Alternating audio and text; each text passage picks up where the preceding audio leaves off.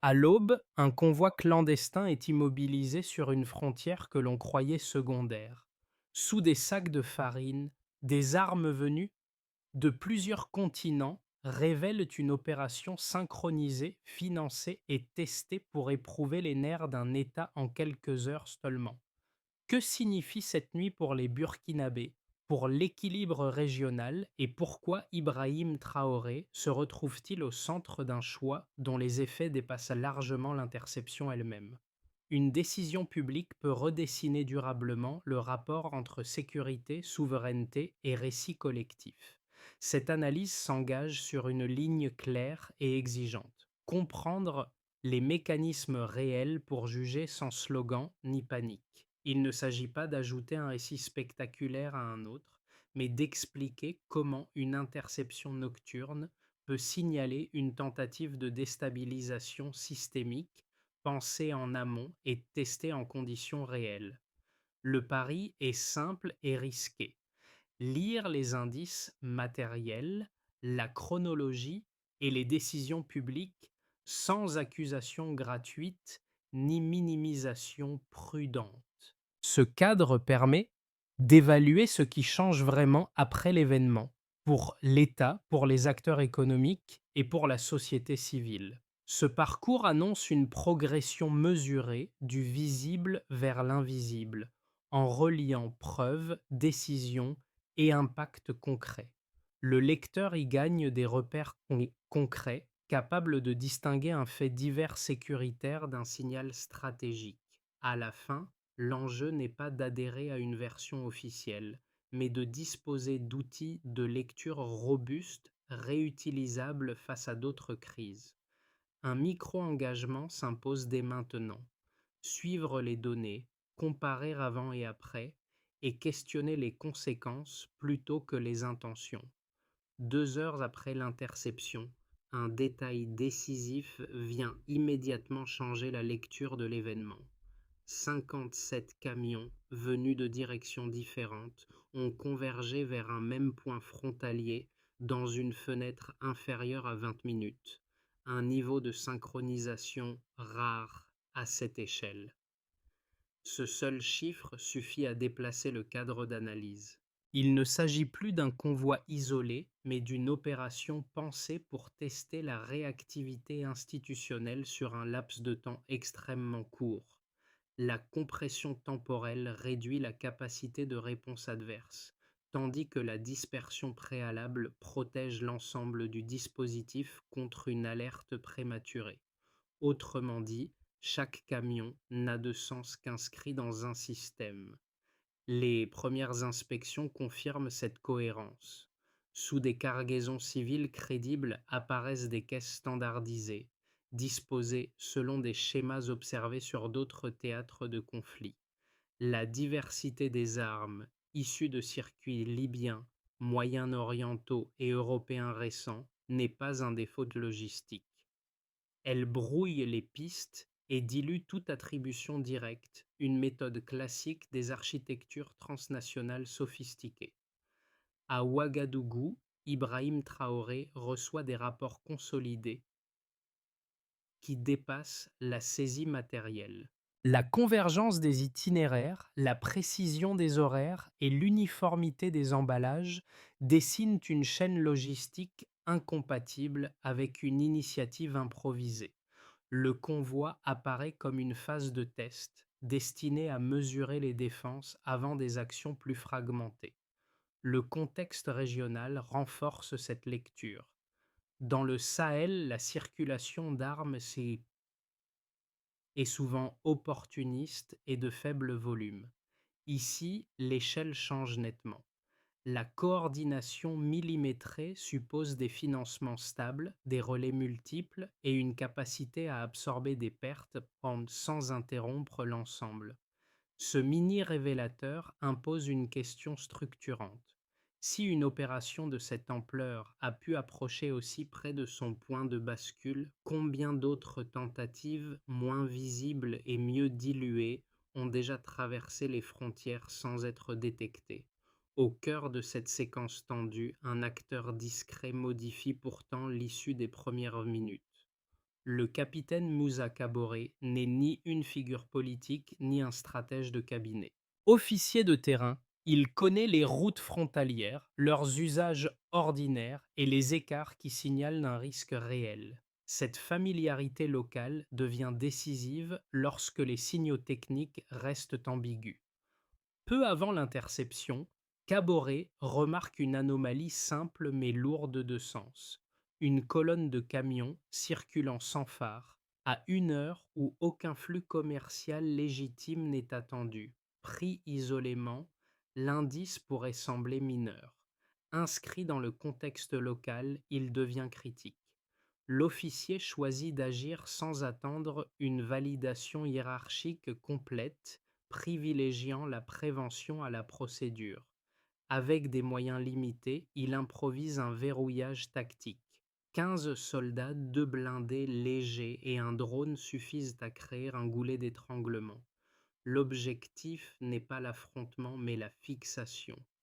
Empêcher la dispersion prime sur l'interpellation immédiate, car une fragmentation rapide ferait disparaître la cohérence de l'opération en cours.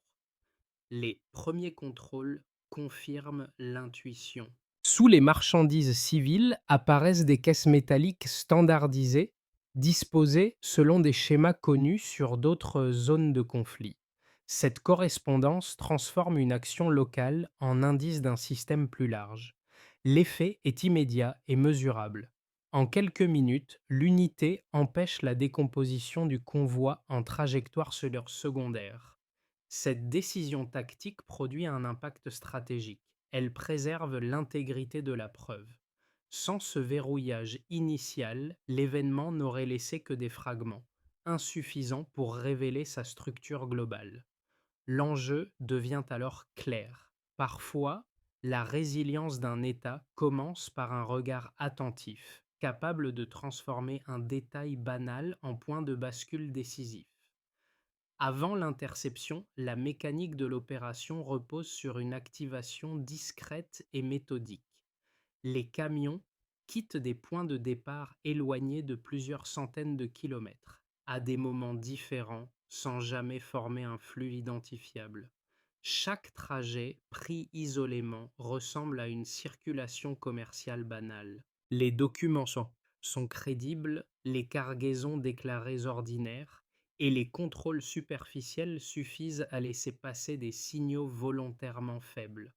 La montée en tension s'opère progressivement à mesure que les véhicules approchent de la zone frontalière. Les consignes transmises aux chauffeurs deviennent fragmentées, parfois contradictoires.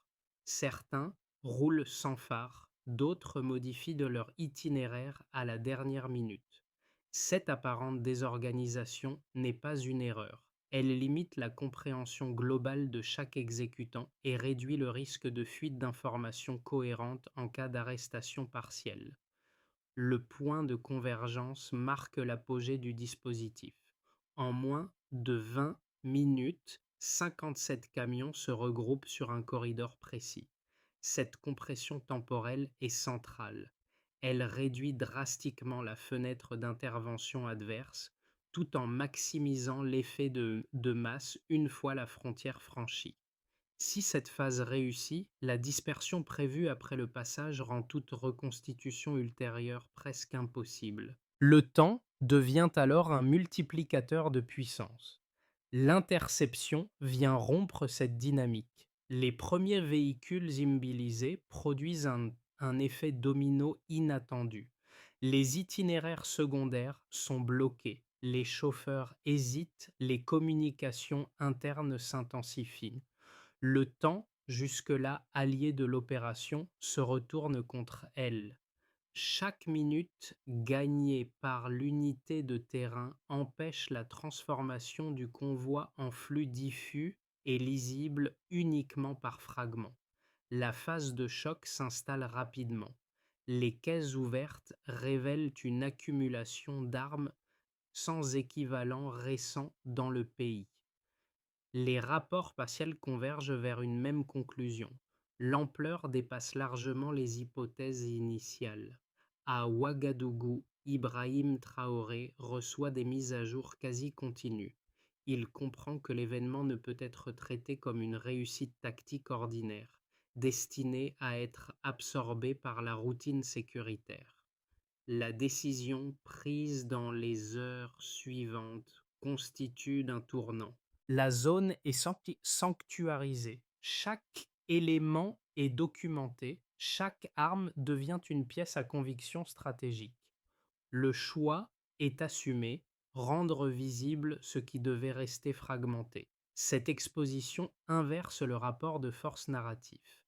Elle transforme une opération clandestine en preuve publique d'une tentative avortée. Les répliques se propagent rapidement. Les médias relaient l'information, les populations voisines réagissent, les partenaires régionaux évaluent l'onde de choc. Ce qui devait être silencieux devient irréversible. Le convoi cesse d'être un outil potentiel de déstabilisation.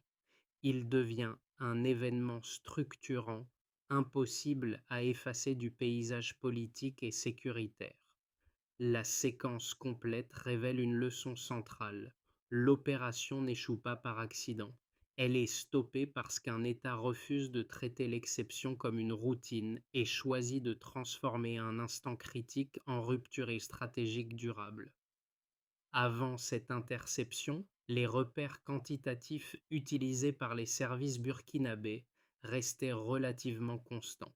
Les saisies d'armes concernaient le plus souvent quelques véhicules isolés, avec des volumes limités et des impacts circonscrits. Cette ligne de base permettait une gestion routinière du risque.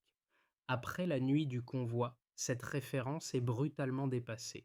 L'écart observé suffit à changer la nature même de l'analyse. D'abord, un premier indicateur décisif concerne le volume d'armes. Les équipes de recensement établissent rapidement un chiffre inédit dans l'histoire récente du pays, avec environ 25 000 fusils d'assaut saisis. Ce nombre ne décrit pas seulement une quantité spectaculaire, il correspond à la capacité d'équiper plusieurs unités structurées, capables d'opérations coordonnées sur une durée prolongée.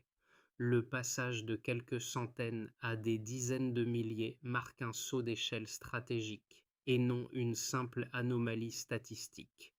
Ensuite, un deuxième repère majeur concerne les munitions. Les caisses ouvertes révèlent près de 13 millions de cartouches, conditionnées de manière homogène. Rapportées aux standards régionaux, une telle réserve suffirait à soutenir des mois d'affrontements continus sans réapprovisionnement externe. Ce delta quantitatif indique une chaîne d'approvisionnement pensée pour la continuité opérationnelle, et non pour un coup isolé ou une revente opportuniste. Enfin, un troisième élément structurant tient à la valeur financière estimée de la cargaison. Les experts l'évaluent à environ 700 millions de dollars. Placé en perspective, ce montant équivaut à une part significative du budget annuel de secteur public essentiel. L'écart entre les flux financiers habituels des trafics régionaux et cette somme suggère l'implication d'acteurs disposant d'une capacité d'investissement durable incompatible avec des réseaux artisanaux. Chaque chiffre appelle une interprétation précise. Pris isolément, ils peuvent sembler spectaculaires. Mis en relation, ils dessinent une cohérence difficilement réductible. Le volume d'armes suppose des infrastructures de stockage et de transport fiables. La masse de munitions implique des fournisseurs réguliers. La valeur financière nécessite des circuits capables de fragmenter, dissimuler et synchroniser des transferts complexes. Ensemble, ces données décrivent une architecture logistique avancée. Les analyses de traçabilité renforcent cette lecture. Certaines armes renvoient à des stocks libyens redistribués. D'autres portent des codes de fabrication récents associés à des circuits moyen-orientaux ou européens. Cette hétérogénéité n'est pas aléatoire. Elle dilue les responsabilités géographiques et complique toute attribution directe. une pratique courante dans les dispositifs transnationaux sophistiqués. Face à ces éléments, Ibrahim Traoré adopte une option inhabituelle: rendre publics les chiffres. Les armes sont exposées, les volumes expliqués, les écarts comparés à la situation antérieure. Cette transparence transforme les nombres en instruments politiques. Montrer le saut d'échelle empêche leur banalisation et rend la contestation plus exigeante sur le plan factuel. Ainsi, la preuve quantitative ne se limite pas à mesurer une saisie. Elle matérialise une rupture nette entre un avant gérable et un après systémique. La question qui demeure est alors structurelle. Si de tels volumes ont pu être réunis sans alerte préalable, combien de flux plus modestes, mais persistants, continuent de circuler hors des radars? Très vite, deux lectures opposées émergent et méritent d'être examinées sans caricature. La première invite à la prudence analytique. Selon cette position, l'ampleur annoncée de la saisie pourrait servir un objectif politique interne, en renforçant l'autorité du pouvoir dans un contexte régional instable. Les partisans de cette lecture rappellent qu'en l'absence de commanditaires officiellement identifiés, toute extrapolation comporte un risque méthodologique. Ils soulignent que des événements spectaculaires ont, par le passé, été amplifiés ou simplifiés dans l'espace public avant que l'ensemble des preuves ne soit juridiquement établi. Exiger des standards élevés de démonstration protège contre les conclusions hâtives et limite les dérives interprétatives. Cette prudence n'est pas infondée. L'histoire récente du Sahel montre que certaines annonces sécuritaires ont parfois mélangé faits établis et narration politique. Dans cette optique, l'hypothèse d'un assemblage opportuniste de flux illégaux, interceptés à un moment critique puis agrégés dans le discours public, demeure théoriquement possible. Le doute méthodique agit ici comme un garde-fou nécessaire. La seconde lecture avance un argument inverse fondé sur la résistance des données à une explication minimaliste. Elle s'appuie sur la convergence d'indices matériels difficilement compressibles, le nombre de camions, la synchronisation temporelle très resserrée, la diversité géographique des armes, la standardisation des conditionnements et la fragmentation des circuits financiers forment un ensemble cohérent. Pris isolément, chaque élément pourrait être relativisé.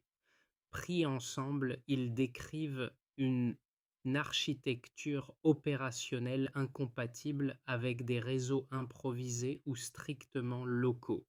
Le point de bascule analytique apparaît lorsque les hypothèses adverses sont testées face aux contraintes réelles. Une agrégation opportuniste expliquerait mal la compression temporelle extrême. Une instrumentalisation politique ne suffit pas à rendre compte de la complexité logistique observée. À mesure que les preuves matérielles s'additionnent, la cohérence factuelle pèse davantage que l'équilibre rhétorique. Ainsi, le débat ne se tranche pas par l'adhésion à un récit, mais par la capacité des faits à survivre aux lectures concurrentes. La solidité de l'analyse tient précisément à ce passage. Accepter le doute initial, puis reconnaître le moment où les données rendent certaines hypothèses de moins en moins tenables.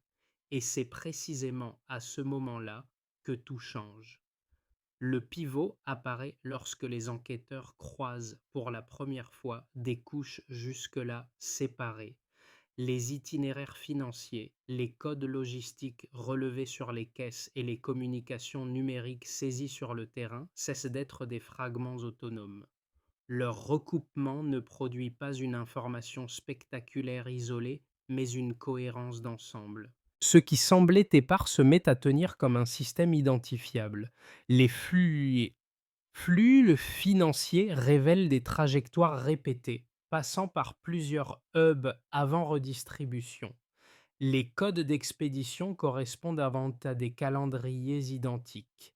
Les messages internes évoquent une phase finale décrite comme décisive. À ce stade, l'opération cesse d'être une hypothèse lourde ou une simple accumulation d'indices. Elle devient une architecture lisible, dotée d'une temporalité et d'objectifs implicites. À Ouagadougou, Ibrahim Traoré comprend que l'interception du convoi n'est pas le cœur de l'affaire, mais son révélateur. La saisie a mis au jour un nœud central, non une périphérie. Ce déplacement du centre de gravité modifie la réponse possible. Il ne s'agit plus seulement de sécuriser une frontière, mais de rendre visible un mécanisme conçu pour rester opaque. Le choix stratégique s'impose alors avec clarté. Rendre public ce pivot retire aux commanditaires leur principal avantage. Le silence traiterait un symptôme, l'exposition s'attaque à la structure. À partir de là, la question n'est plus ce qui a été arrêté, mais ce que cette mise au jour rend désormais impossible à répéter à l'identique. Les répercussions de l'interception se déploient rapidement sur plusieurs cercles distincts, chacun révélant une facette différente de l'impact réel. Pour l'appareil étatique, d'abord, l'événement agit comme un test grandeur nature. Les institutions, souvent perçues comme fragmentées, sont contraintes de se synchroniser sous pression. Les forces armées, les services de renseignement, la justice et la communication publique travaillent désormais à partir d'une base de données commune. Sous l'impulsion d'Ibrahim Traoré, une cellule transversale est mise en place pour centraliser l'information, réduire les délais de décision et limiter les angles morts. Cette coordination accélérée ne relève pas d'une réforme abstraite. Elle répond à une menace documentée et mesurable. Pour le monde économique, l'effet est plus ambivalent. Les premières heures sont marquées par une inquiétude perceptible. Une saisie d'une telle ampleur fait craindre des sanctions, des perturbations logistiques et une dégradation du climat d'investissement. Certains acteurs redoutent un durcissement des contrôles et un ralentissement des échanges transfrontaliers. Toutefois, un mouvement inverse apparaît progressivement. Des partenaires non occidentaux proposent des cadres de coopération alternatifs jugés moins conditionnels. Les secteurs extractifs et logistiques ne s'effondrent pas. Ils se réajustent, redéfinissant leurs dépendances et leurs circuits. L'économie ne se renforce pas mécaniquement, mais elle se recompose autour de nouvelles lignes d'équilibre. Du côté de la population civile, l'impact est avant tout symbolique, mais il produit des effets tangibles. Les images des armes exposées, les chiffres rendus publics et les explications fournies créent un choc visuel et cognitif. Ce choc ne débouche pas sur une panique généralisée. Il alimente des discussions, des rassemblements pacifiques et une appropriation collective du récit. Dans certains quartiers, l'événement devient un point de référence pour parler de souveraineté, de vigilance et de responsabilité partagée. La peur initiale se transforme progressivement en lucidité active. À l'échelle régionale, enfin, l'onde de choc dépasse les frontières nationales. Les États voisins, confrontés à des problématiques similaires de circulation d'armes, lancent des audits internes. Des mécanismes de coordination émergent, parfois informels, parfois institutionnalisés. Même dans des cadres régionaux habituellement divisés, la méthode adoptée à Ouagadougou est observée avec attention. La transparence assumée par Ibrahim Traoré devient un précédent. Elle montre qu'un État sahélien peut exposer une opération clandestine sans provoquer immédiatement une escalade incontrôlée.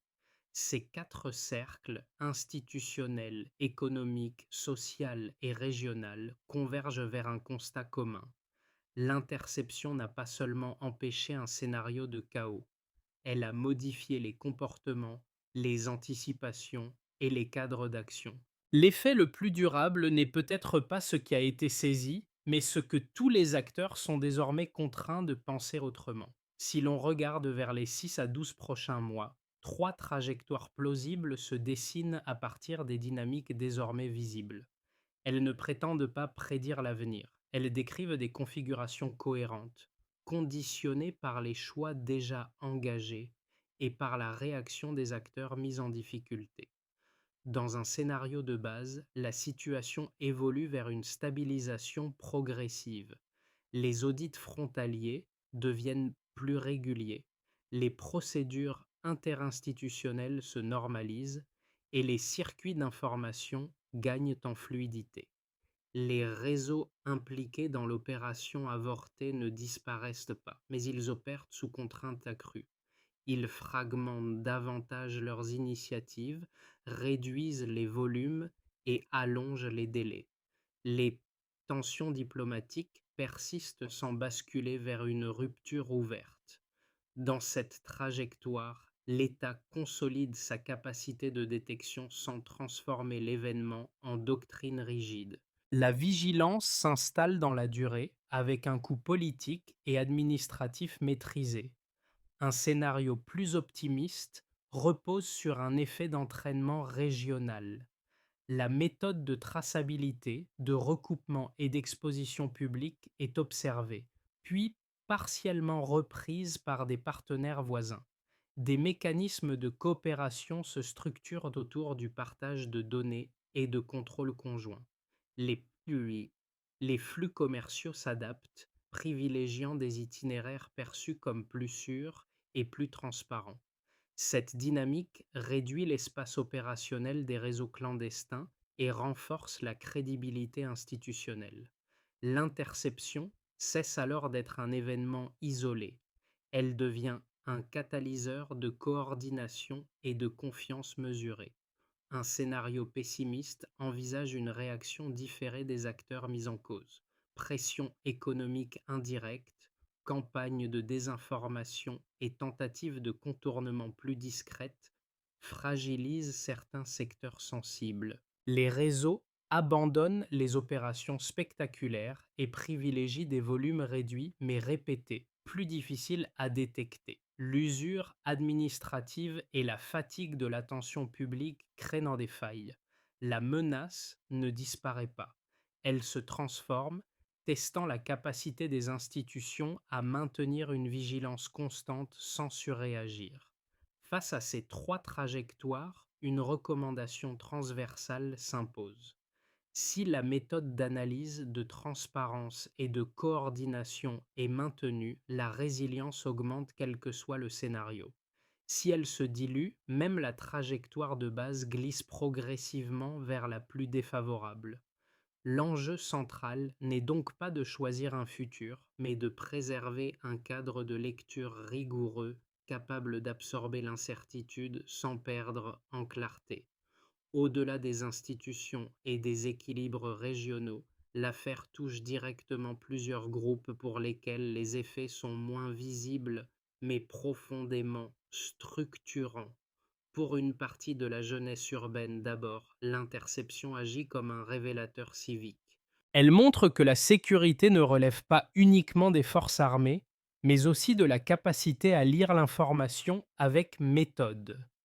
Les débats qui émergent dans les écoles et les universités portent moins sur la peur que sur la compréhension des mécanismes. Comment un signal faible devient une alerte crédible? Comment une donnée vérifiée peut l'emporter sur une rumeur virale? Dans les familles, l'impact s'inscrit sur un registre plus intime. Les images diffusées, les chiffres expliqués et la chronologie rendue lisible offrent un support concret aux discussions quotidiennes. Les parents commentent les choix opérés par l'État. Les enfants interrogent la fiabilité des sources et la différence entre information et émotion.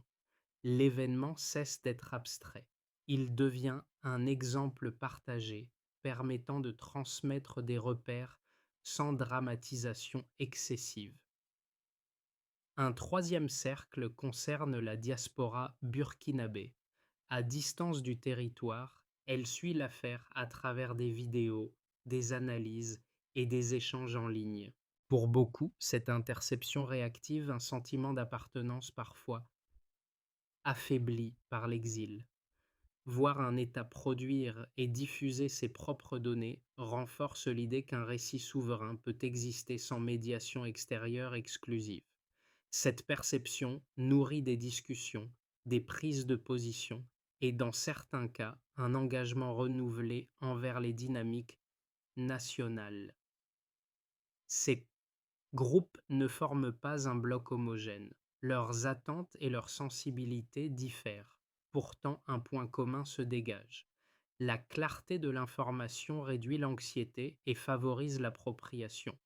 En rendant lisible un événement complexe, l'action publique transforme une menace potentielle en occasion d'apprentissage collectif.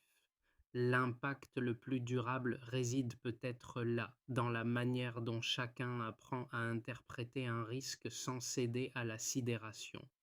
Pour que l'interception ne demeure pas un épisode isolé, une trajectoire opérationnelle claire se met en place, fondée sur des étapes mesurables plutôt que sur des déclarations générales. Sous l'impulsion d'Ibrahim Traoré, l'objectif n'est pas d'accumuler des annonces, mais d'ancrer une méthode reproductible face à des menaces diffuses et évolutives. La première étape concerne le renseignement frontalier. Les postes sensibles sont progressivement reliés à des dispositifs de détection partagés, combinant observation humaine et signaux techniques. Chaque anomalie est consignée, analysée, puis recoupée. Le critère d'évaluation est explicite. Réduire le délai entre le signal faible et la décision opérationnelle. La rapidité devient un indicateur de performance institutionnelle. La deuxième étape vise la chaîne judiciaire. Un pôle spécialisé dans la criminalité transnationale associe magistrats, analystes financiers et enquêteurs. Sa mission consiste à transformer des saisies visibles en dossiers juridiquement exploitables. Le succès ne se mesure pas au nombre d'arrestations annoncées, mais à la solidité des procédures constituées capables de résister à des contestations prolongées. La troisième étape porte sur la gestion matérielle des saisies. Les armes interceptées ne sont ni simplement stockées ni rapidement détruites. Leur traitement est documenté, suivi et intégré dans un cycle de transparence.